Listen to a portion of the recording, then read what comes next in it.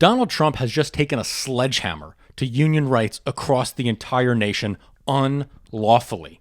So the main body within the United States government that regulates unions and labor rights is called the National Labor Relations Board. It was made in 1935 by Senator Wagner of New York in the National Labor Relations Act. In this piece of legislation, he created a 5-member board, and it's an independent agency within the federal government. These people are appointed by the president and then confirmed by the Senate, and they can only be removed for cause, which means that they are directly violating the language of the law of the National Labor Relations Act or for malfeasance.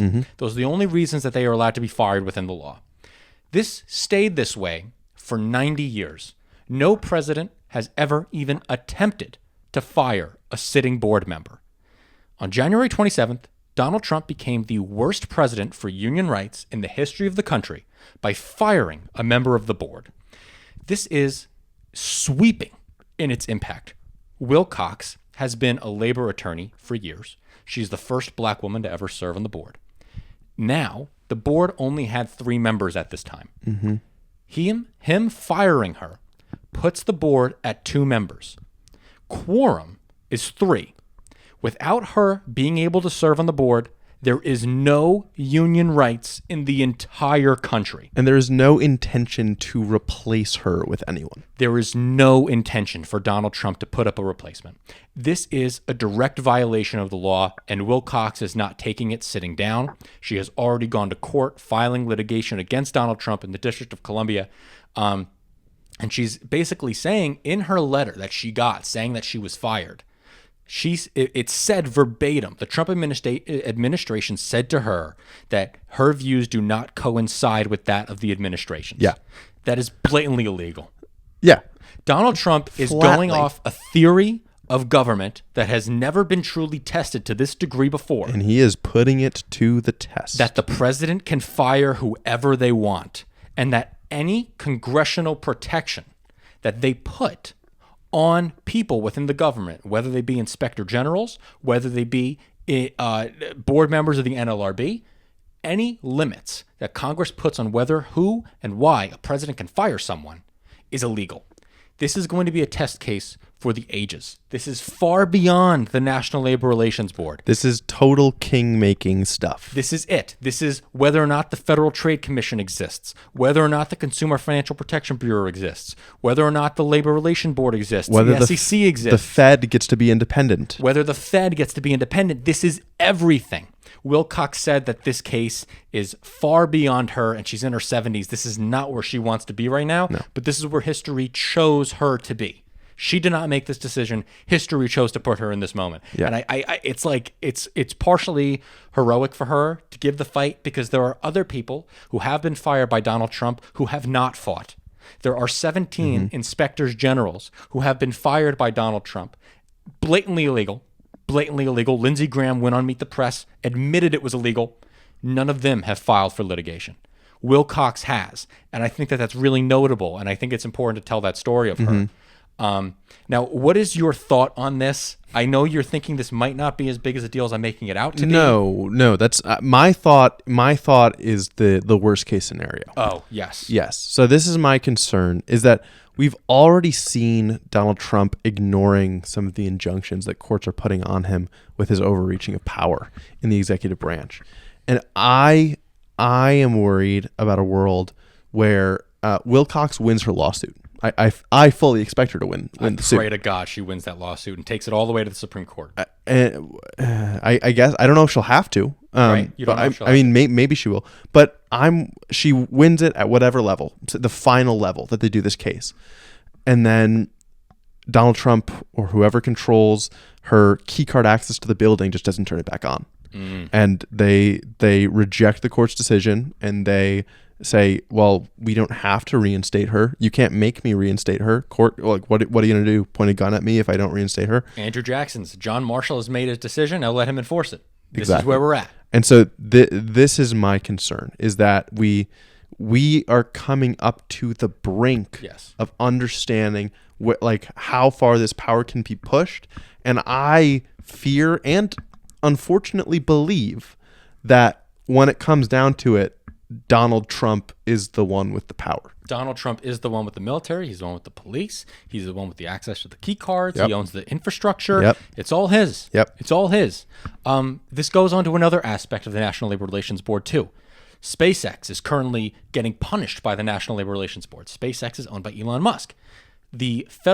So in this argument that's going on right now for SpaceX, it's happening in the 5th District Court of the United States that represents Louisiana, Texas, Oklahoma, one other state that I forgot, maybe Arkansas, I don't remember, maybe Mississippi. That's not important. Point is, SpaceX is suing the National Labor Relations Board, and they're saying that the NLRB is unconstitutional. Okay? Why are they saying it's unconstitutional? Because it awards the board members of the NLRB with too much protection.